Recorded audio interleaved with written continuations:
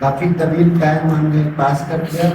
اور ایک عجیب بات یہ ہرگز نہ سمجھیے گا کہ میں کوئی کرٹیسزم کر رہا ہوں، لیکن یہ بات بھی میں نے محسوس کی کہ ہم ٹاپک سے بہت دور گفتگو کرتے رہے، اور ہم نے جس مقصد پہ یہاں آج اتنے بڑے اشخاص ہمارے ساتھ آئے ہوئے تھے، تو ہم نے کیا فائدہ حاصل کرنا تھا یا ہمیں کیا کرنا چاہیے تھا، ہم نے اس آبجیکٹ پہ کچھ بھی بات نہیں کی. یہ تقریباً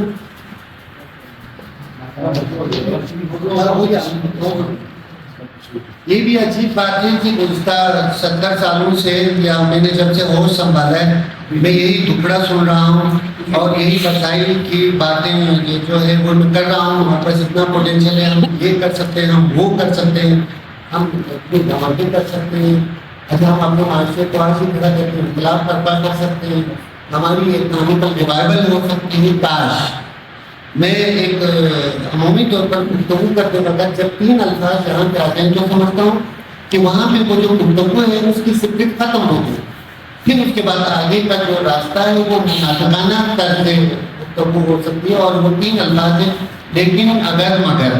وہ ایسے کہ آپ کی بات بہت اچھی ہے لیکن، اور آپ بہت اچھے ہیں مگر انہیں باتوں کو ہم بھولیں گے. جو یہاں پہ جس پرسپیکٹیو سے ہم بیٹھے وہ انتہائی براڈر ایک پرسپیکٹیو تھا. ہم اس کو بہت ہی زیادہ سکویز کر کے لے آتے ہیں پرسپیکٹیو آف گلگت بلتستان. تو جب گلگت بلتستان کے تناظر میں ہم بات کرتے رہیں گے اور آپ اپنے آپ کو کسی اور جو طاغوتی طاقتیں ہیں یا جو سامراج ہے یا اس وقت امریکہ کی جو امپیریلزم ہے یا کمیونزم کیا ہے، اس کے بارے میں ہماری کوئی بات ہو ہی نہیں پاتی. میں چھوٹی سی بات کر دوں کہ یہاں پہ جو آج محفل جس کے سرخیل جن کے سر جاتا ہے وہ امداد قاضی صاحب ہیں.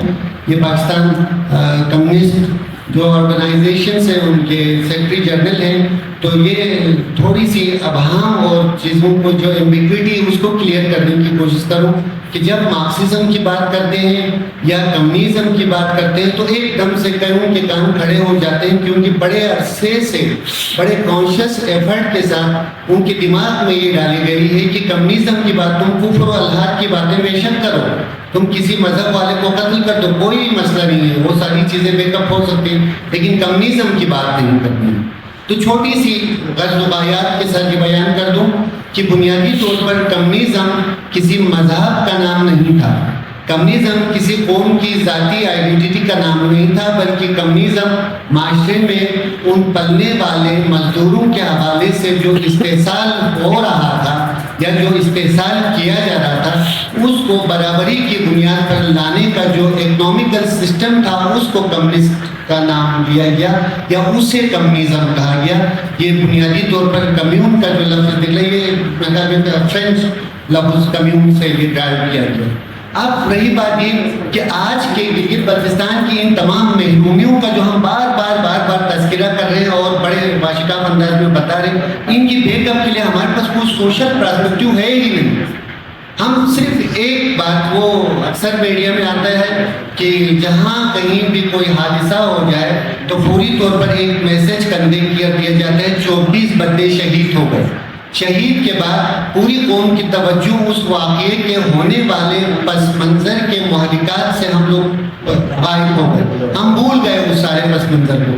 ایک ذہن میں یاد رکھا یار بس اس کو شہادت کی موت نصیب ہو گئی اور اس کو ایک بڑا لیجنڈ کریکٹر رول پلے کر کے ہم نے کچھ میڈیا انٹرویوز دکھا دی. تو آج کے دور کا انسان تو بری طریقے سے ٹریپ ہے. وہ کس لیے سے ٹریپ ہے؟ اس وقت جو میڈیا کا یلغار آپ کے ذہن پہ موجود ہے یا جس طرح مانیپولیٹ ہو رہی ہے یا جس طرح ایکسپلائٹ ہو رہی ہے، ہمیں وہ ساری چیزیں ریئل جو فیکٹس ہیں وہ ہمیں نظر آ ہی نہیں رہی. اس کو آنے کے لیے کیا کرنا پڑے گا؟ میں ان مسائل کے بجائے میں چاہتا ہوں کہ ان کے حل کی طرف ہم کس نظام کے تحت یا کس اصول کے تحت بڑھ سکتے ہیں کہ پورا گلگت بلتستان ایکول اسٹیٹس پر، ایکول اسٹیٹ آف مائنڈ کے ساتھ اور ایکول اپرچونٹی کے ساتھ وہ آگے بڑھے. تو اس کا حل جو ملے گا میں آپ کو اس پر لے جاؤں گا. لیکن اس سے پہلے بار ہم ایک قوم کا نعرہ لگاتے ہیں، میں اس کو بھی ایک بڑا جھوٹا تصور سمجھتا ہوں. گلگت بلتستان والے بھی حقائق کا اظہار کرتے ہوئے معاملی بھی ہچکچاہٹ کا مظاہرہ نہیں کروں گا. یہ ہماری خامیاں ہیں. ہم نے سوچنا ہے کہ اس کو بیک اپ کیسے کیا جائے. پہلی تو سب سے اہم بات ہے کہ گلگت بلتستان ایک قوم کے طور پر کہیں بھی نہ اس کا تشخص ہے، نہ کہیں اپنے اس قوم کی بات کی، اس نے جی پی کی بات کی اور ایک جغرافی کی بات کی۔ اس جغرافی کے اندر جب آپ انڈلج کر جائیں گے تو یہاں پہ 5 بڑی عجیب قسم کے تضادات ملیں گے۔ پہلا سب سے بڑا تضاد جو ہمارا ہوگا، یہاں پہ جتنے عرصے سے اسلام آیا اور اسلام کے بعد جو ہم ماننے والے لوگ ہیں، انہوں نے فرقہ واریت کا ایک بہت بڑا بیریئر اپنے اندر رکھا ہوا۔ پہلے ہماری ٹرسٹ ڈیفیشنسی کی بیسک سٹیپ بتاتا ہوں۔ مثال کے طور پر میں بتاتا ہوں اس کی میرٹ کی ڈسینٹیگریشن کب ہوتی ہے۔ جب آپ کسی کو میرٹ پہ دیکھتے ہیں، ایک بندہ آپ کے سامنے آ جاتا ہے اور اس سے بات کرتے ہیں تو آپ کو بڑی خوشی محسوس ہوتی ہے کہ بڑا بیوٹیفل اور بڑا آرٹیفائز آدمی تھا، لیکن جب آپ کو پتہ چلتا ہے کہ اس کا عقیدہ اس سے ہے جس عقیدے سے میں تعلق نہیں رکھتا ہوں، تو اس کے میرٹ پر 50% وہاں ہم نے پابندی لگا دی کہ کیسے سوچے یار، ایک شیعہ ایک سنی کے بارے میں، ایک سنی نوربخشی کے بارے میں اور ایک نوربخشی اسماعیلی کے بارے میں۔ یہ ہمارے معاشرے کے اندر بڑی مضبوطی سے سرایت کر رہا ہے، اور ہم سب ویزیبلی اور انویزیبلی ان ملاؤں پر دھول ہے جو ہمیں گزشتہ کئی عرصے سے اس طرح الجھا کے رکھے۔ اب اس کو ریموو کیسے کیا جا سکتا ہے؟ اس کو ریموو کرنے کا ایک ہی طریقہ ہے کہ ہم لوگ سب باہمی طور پر اپنے اندر پروان چڑھنے والے ان چھوٹی چھوٹی نفرتوں کو اپنی ذات تک محدود کریں۔ میں پہلا جو سالوشن جو میرے ذہن میں موجود ہے، مذہب کو حد الامکان آپ اپنا انفرادی ایکٹ سمجھیں۔ کولیکٹیو ایتھکس اور کولیکٹیو وزڈم کے ذریعے مذہب پہ عمل پیرا ہونا ممکن بھی نہیں ہے۔ وہ میں آپ کو بتا دوں چھوٹی سی بات، پچھلے دنوں گلگت بلتستان میں امداد صاحب بتا دوں بڑے ٹراما سے گزرا۔ وہ ڈرامہ کیا تھا کہ کسی مولوی نے کسی تقریر میں کسی کے خلاف بات کر دی تھی، اور کمال کی بات ہے کہ کچھ ہمارے پاس بڑے تیز اور بڑے زبردست قسم کے میسیج کنوے کرنے کے سورسز ہوتے ہیں۔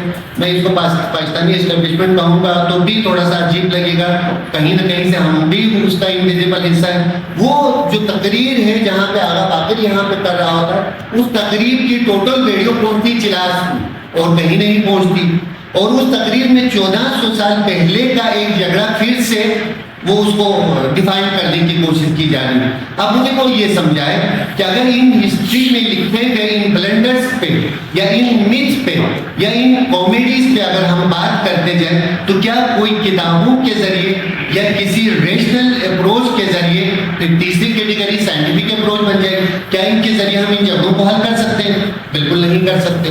تو پہلا گلگت بلتستان میں اگر گلگت بلتستان کے طور پہ رہنا ہے تو پہلے ہمارے اندر ان ٹرسٹ ڈیفیشنسیز کو ہمیں ریموو کرنے کی ضرورت ہوگی، پہلا آبجیکٹ۔ دوسرا پھر لسانی بنیادوں پر تقسیم ہے۔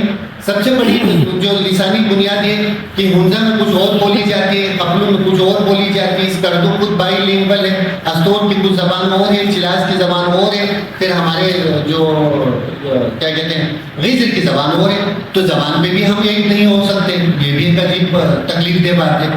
پھر ہم چلے آتے ہیں، چلیں جی فائن آرٹس پہ آ جاتے ہیں، جو انسان کے لیے بڑی سوفسٹیکیٹڈ فارمیٹ پہ انسان چیزوں کو اڈاپٹ کر رہا ہوتا ہے۔ تو کیا ہم آرٹ کی بنیاد پر ایک ہو سکتے ہیں؟ ہمارے پاس کوئی کامن آرٹ موجود ہی نہیں، کیونکہ شعر و شاعری کے رسمیہ جو داستانیں ہیں، جو میتھ ہیں، وہ بھی ہمارے مختلف ہیں۔ ہم ہر کوئی مختلف ڈائنامکس میں سوچتا ہے۔ ان شارٹ میں بتا رہا ہوں کہ گلگت بلتستان کی اگر ترقی یا گلگت بلتستان میں اگر کہیں قوم بننا ہے تو صرف ایک ہی بنیاد پر بن سکتا ہے، وہ مساوات ہے، اور وہ مساوات کا جو پرنسپل ہے اگر کوئی دیتا ہے تو وہ کمیونسٹ مینیفیسٹو دیتا ہے، اس میں کسی مذہب سے کسی کو کوئی نہیں۔ ہمیں بات اتنی سی ہم نے سمجھنی ہے کہ یہ کمیونسٹ کہتے کیا ہیں، آپ کو پتہ تو چلے یار، اتنے عرصے سے ان کا ڈنڈورا پیٹا جا رہا ہے، واجب القتل قرار دیے گئے، روسیوں کے خلاف جہاد افغانستان کے نام پہ عجیب غریب بندوں کو الجھایا گیا۔ وجہ کیا تھی کمیونسٹوں کو اتنا بری طریقے سے کوسا کیوں گیا؟ اور اس گردوں میں رہنے والا ایک آدمی کمیونسٹ سے نفرت کا اظہار کیوں کر رہا ہے، کس وجہ سے کر رہا ہے؟ اس کو کمیونزم کے بیسک ٹرمینالوجیز کا بھی پتہ نہیں، اس نے کبھی کارل مارکس یا فریڈرک اینگلس کا نام بھی نہیں سنا ہوگا، یا اس کے بعد ریشین جو 1917 میں ہو گیا، یا اس کے بعد ہونے والے انقلابات ہیں، یا چائنا کی 1963 کی ماؤ کی باتیں، ان باتوں سے آج تک اس کا کبھی پلہ ہی نہیں رہا، لیکن کمیونسٹ سے وہ دھڑلے سے نفرت کرتا ہے۔ اب یہ بات یہاں پہ سوچنے والی بات، ایک اہم بات آپ کو اس سے پہلے بتاتا چلو کہ یورپ کی نشاط ثانیہ سے پہلے ہم سے بھی زیادہ ڈارک ایجز انہوں نے دیکھے. ڈارک ایجز کہا اس لیے جاتا ہے کہ اس میں یورپ نے بہت زیادہ تباہیاں دیکھی ہیں. اب بتا دو اس ڈارک ایج کا بنیادی فیکٹر اور سیگمنٹ کون سا تھا جس کی وجہ سے یورپ ڈارک ایج میں رہا؟ وہ اس وقت ڈارک ایج میں رہا جب یورپ کی پوری عوام کو اور پورا جو نچلا طبقہ تھا اس کو پاپ کنٹرول کرتا تھا. اس کے سارے معاشرتی، سماجی، معاشی اقدار کے بارے میں اگر کسی کو حرف آخر کا کوئی مطلب اس کے پاس اختیار، اتھارٹی موجود تھی تو وہ پوپ تھا. جب مارٹن لوتھر کنگ نے وہاں پہ نشاط ثانیہ یا نشاط معاشرے کے ان تقیانوسی خیالات کے خلاف اس نے کہا کہ یہ جو کیا کہتے ہیں کتاب مقدس میں جو باتیں ساری لکھی بھی ان کو ایز اٹ از درست نہیں مانا جاتا. پھر اس کے بعد گیلیلیو یا کوپرنیکس کا دور آ جاتا ہے جن کو سزائے موت دی گئی اور یہ سلسلہ چلتا رہا تقریباً 1663 تک. 1663 میں یورپ میں جب نشاط ثانیہ کا ابتدائی دور تھا تو آخری بندہ جس کو سزائے موت دی گئی وہ سزائے موت صرف اس بنیاد پر دی گئی کہ اس نے کتاب مقدس کے کچھ اوراق پہ اس نے اپنے ہیومن ریشنل کے حوالے سے کوئی تنقید کی تھی اور اس جو کتاب لکھنے والے کا نام کا پتہ نہیں تھا لیکن جو پبلشر تھا اس کا نام ٹوائن بھی تھا. 1663 میں کتاب چھاپنے اور مذہب مقدس پہ بات کرنے والے پہلے آدمی کو وہاں سے انہوں نے پھانسی، وہ آخری آدمی تھا جس کو پھانسی دی گئی. اس کے بعد یورپ کچھ حد تک سماجی اقدار کو طے کرتا ہوا انڈسٹریل ریولیوشن تک آیا. اب انڈسٹریل ریولیوشن اور پھر یہاں سے جو زرعی دور تھا اس سے وہاں تک آنے کا سفر بڑا دلچسپ ہے. ہوا یہ کہ زرعی دور میں انسانوں کی ترقی اور جتنے بھی ذرائع آمدن تھے وہ ٹوٹل بیس کرتے تھے نیچرل ریسورسز پر. مثال کے طور پر آپ بیج بوتے تھے تو بیج بونے کے پیچھے ٹوٹل بیس یہ کرتا تھا کہ پانی آ جائے اور پانی آنا یا بارش کا ہونا یہ نیچرل اس پہ موجود تھا. اس کے پیچھے ہیومن ریشنل اپروچ بیس نہیں کرتی تھی. جب انڈسٹریل ریولیوشنز آ گیا تو اس کے بعد ایک بڑی تبدیلی آ گئی کیونکہ اس سے پہلے زراعت کے دور میں لوگ سپرسٹیشیس توہم پرست اور ڈوگمسٹیسزم پر بیس کرتے تھے. جب یہ محسوس ہوا انڈسٹری آ گئی تو وہاں پہ دعا مانگنے کی اہمیت ختم ہو گئی. کیوں؟ پہلے زرعی دور میں دعا مانگی جاتی تھی اور کبھی بارش ہو بھی جاتی تھی کبھی بارش نہیں بھی ہوتی تھی لیکن اس کے بس میں نہیں تھا بارش کروانا یا بارش نہیں ہونا. اب دعا مانگنے کے لیے یہ جو نقطہ ہے جو اہم طلب ہے کہ دعا مانگنے کے لیے کوئی میریٹ نہیں تھا. لیکن انڈسٹریل ریولیوشنز نے ایک انسانوں کے درمیان جب سپیننگ مشین کا ایجاد ہوا ہڈوں کے ذریعے پہ روایتی ان آپ کے جو کیا کہتے ہیں مینس آف پروڈکشنز تھے ان میں ترمیم آ گئی. ایک بندہ دن میں 1 فٹ اگر وہ سوتی کا دھاگا کاٹتا تھا تو جب سپیننگ مشین بن گئی تو اس نے ہزاروں فٹوں کے حساب سے میٹروں کے حساب سے کپڑے کا تعین بنانا شروع کر دیا.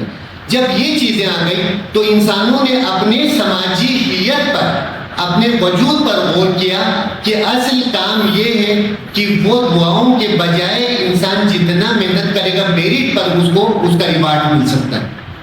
یعنی سماجی سوچوں کی قدروں میں ایک دم ڈفرینس آ گیا. وہ ڈفرینس آگے چلتا گیا. پھر انڈسٹریلائزیشن کا دور آ گیا تو انڈسٹریلائزیشن میں جو بڑا آدمی تھا جو سرمایہ دار تھا اس نے مزدوروں کے کیا کہتے ہیں مزدوروں کے طبقات کو بری طرح تباہ و برباد کیا کیونکہ اس نے ایک ٹرمینالوجی دی ہوئی کہ سرپلس انکم. اب مثال کے طور پر آپ یوں دیکھ لیں کہ ایک مزدور دن بھر آفس میں یا کسی انڈسٹری میں کام کرتا ہے تو مزدور کو ملتے ہیں 200 روپیہ اور اسی مزدور کی کمائی سے بیٹھ کے سرمایہ دار کما رہا ہے 8,000 روپئے.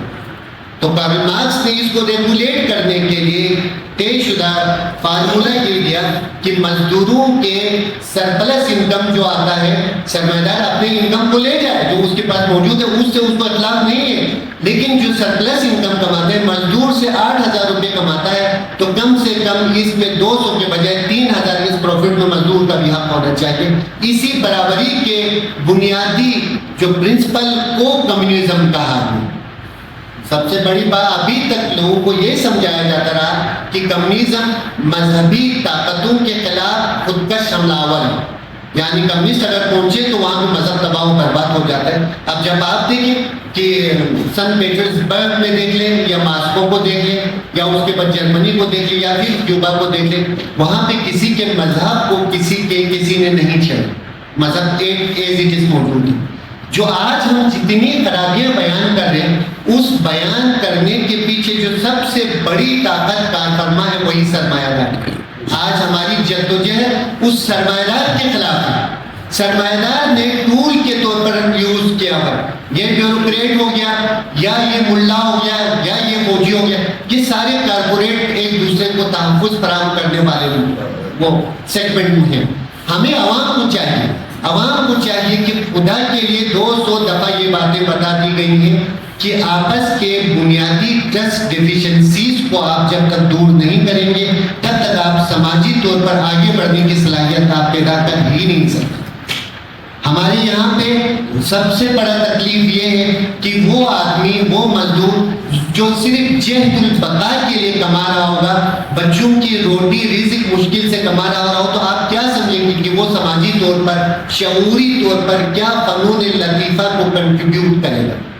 یہاں پہ جو بندہ کام کر رہا ہوتا ہے، اس غریب کو اتنی تکلیفیں اٹھانی پڑ رہی ہوتی ہیں کہ وہ کام کو ایک بوجھ سمجھ کے کر رہا ہوتا ہے۔ تو ایسے میں انسان کی تخلیقی صلاحیتیں اجاگر کیسے ہو سکتی ہیں؟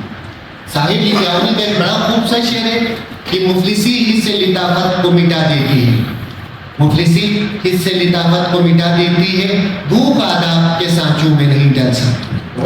آج کا جو سب سے بڑا پرابلم جو ہماری اسٹینڈنگ ہے، ہماری بھوک ہے، ہمارا افلاس ہے، اور ایک بندہ یہ ایسا بیٹا ہے کہ اس کے صبح کا جو اس کی بیوی یا اس کے گھر والے جو میک اپ کرتے ہیں، ایک بندے کا پورا سال کا شاید اس کے ایک دن کے میک اپ میں اس کا خرچہ نکل جائے۔ ہم نے اس استحصال کو کاؤنٹر کرنا۔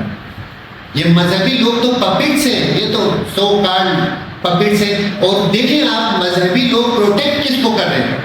کچھ دیر کے لیے اپنی کامن سینس کو تھوڑا نیچے لا کے دیکھیں کہ مذہبی طبقے نے کبھی کسی مضبوط سرمایہ دار کے خلاف کوئی بات کی ہے؟ فٹ پاتھ پہ مر کون رہا ہے؟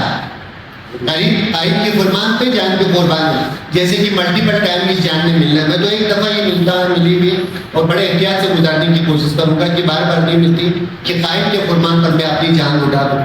قائد کے فرمان پر جان لٹا رہا ہے وہ جو نیچے بیٹھا ہوا فٹ پاتھ کا دردے والا آدمی، لیکن قائد کے مراد کس سے جڑے ہیں؟ اس بڑے بے رحم سرمایہ دار سے جڑے ہیں۔ اس سرمایہ دار کو تحفظ کے لیے بیٹھا ہوا ہے، اس کی شہری تعویلیں بھی سرمایہ دار کے تحفظ کے لیے اٹھتی ہیں۔ تو آپ کیسے سمجھیں گے کہ اس سے میں معاشرتی شعور بیدار ہو سکتا ہے؟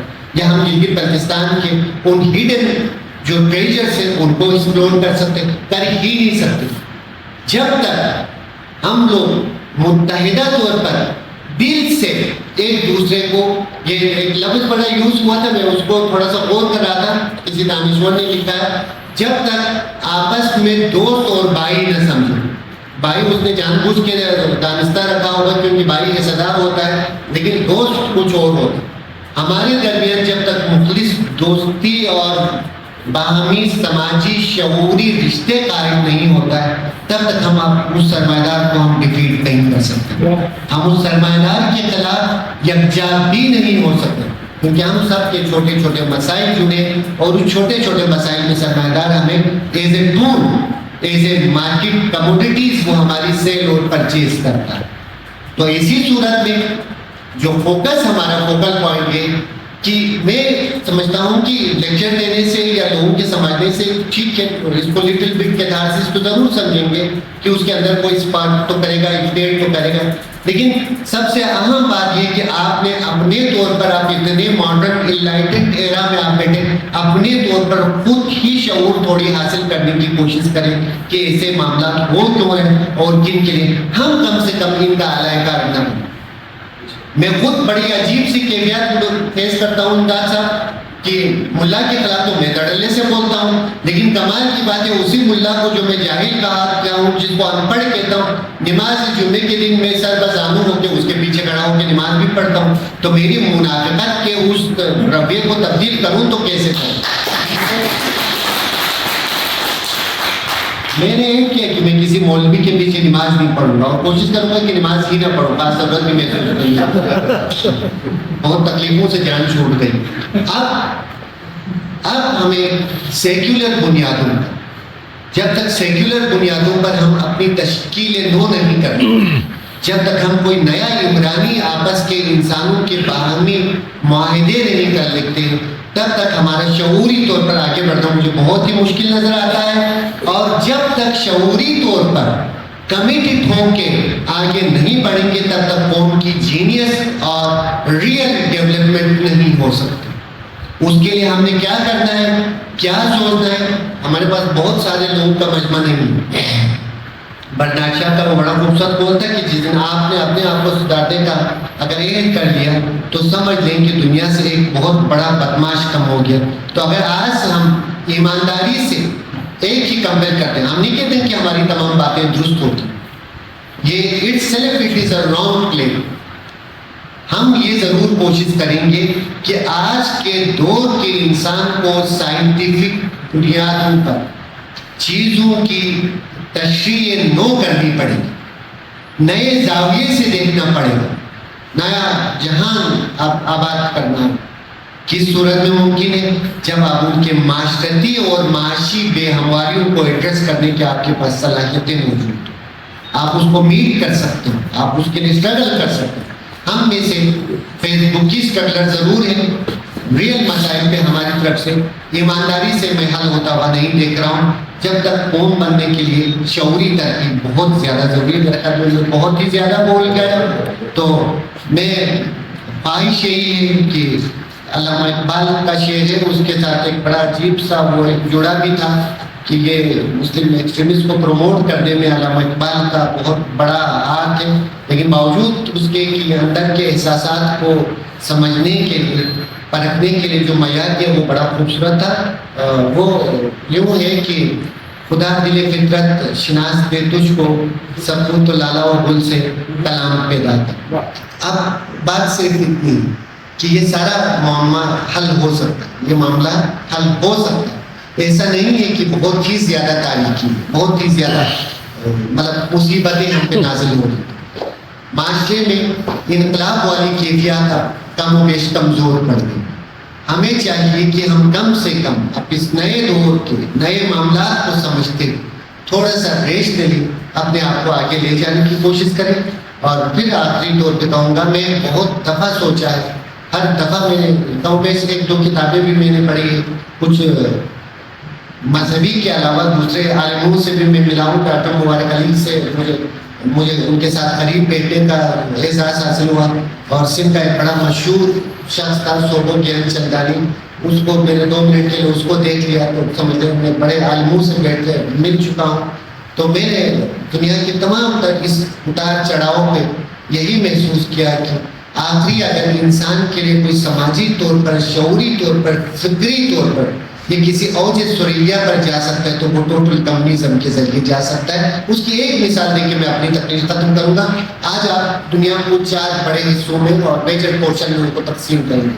آپ اس طرف سے لے لیں گے تو انتہائی نارتھ میں چلیں گے تو امریکہ شروع ہو جائے گا, اور اس کے بعد کینیڈا, اور پھر اس کے بعد آپ یورپ. امریکہ تو دنیا کا سب سے بروٹل سرمایہ دار ہے, اس نے جو کمیونزم کو نقصان پہنچایا اب یہ بھگتے گا, اور ہم بھی توقع کر رہے ہیں کہ اس کو کہیں نہ کہیں سے وہ اپنا اس کا مرض ٹھیک ہو. اب سیکنڈینیویئنس کنٹری میں آئیں گے تو انہوں نے اگر آج کوئی مضبوطی سے اپنے لوگوں کو ٹھیک کیا ہے تو وہ کمیونزم کے ذریعے ہی کیا. لوگوں کی سوشل سیکیورٹی کو اسرٹین کیا, سماجی ان کے ایجوکیشن سسٹم کو مطلب ریگولیٹ کیا, تو وہ کمیونزم نے بتایا تھا. اور آج وہ کمیونزم پہ عمل کر کے ترقی کے اس تمام اوج ثریا پر پہنچ گئے. اور ہمارے پاس بھی میں سمجھتا ہوں کہ مذہب کو ذاتی رکھا جائے, مذہب کو انفرادی عمل سمجھا جائے, اجتماعی طور پر ہم لوگوں کے انٹرسٹ کو اگر یکساں کیا جائے تو بجلی شیعہ کو بھی چاہیے ہوتا ہے, میرے خیال میں سنی کو بھی چاہیے ہوتا ہے. الٹرا ساؤنڈ مشین دیکھتے وقت شیعہ کرنا کرتا ہوں, سنی کرنا کرتا ہوں, ایسا کچھ نہیں ہے. یہ دونوں یکساں کی ضرورت ہے. یہ مینس آف پروڈکشن, یہ مینس, لیکن اس تک بڑھنے کے لیے ہمیں ایمانداری سے اپنا سفر طے کرنا پڑے گا. بہت سارے لوگوں کی ضرورت نہیں ہوتی. چند لوگ کہ اگر اپنے اس پہ عہد کریں کہ آج سے ہم ایمانداری سے کتابیں پڑھنا شروع کریں گے, خود ہی سماجی شعور کا ادراک کریں گے, اپنے مسائل کا حل اپنے ارد گرد سماجی مین سے اور حرکتوں سے یا ان کرداروں سے طے کرنے کی کوشش کریں گے, تو ہم بھی ترقی کے سفر پر چل پڑیں گے. دوسرا جو انہوں نے جو ٹاپک رکھا ہے, میں جان بوجھ کے کلبستان پہ فوکس لینا چاہتا تھا. اب جو دوسرا ٹاپک رکھا ہے اس ٹاپک کے بارے میں بہت ہی ہمارے عالم و فاضل عالم بیٹھے ہیں امریکہ اور چائنا کے, جو بڑھتی ہوئی جو نشہ روانیاں ہیں یا آگے ہونے والا کیا ہے, کیا ہو رہا ہے, یہ خود بتائیں گے تو زیادہ بہتر ہے. ان کے سامنے لب کشائی کرتے ہوئے اس موضوع پہ مجھے کم سے کم اچھا نہیں لگتا. Again grateful for all of you. Thank you very much.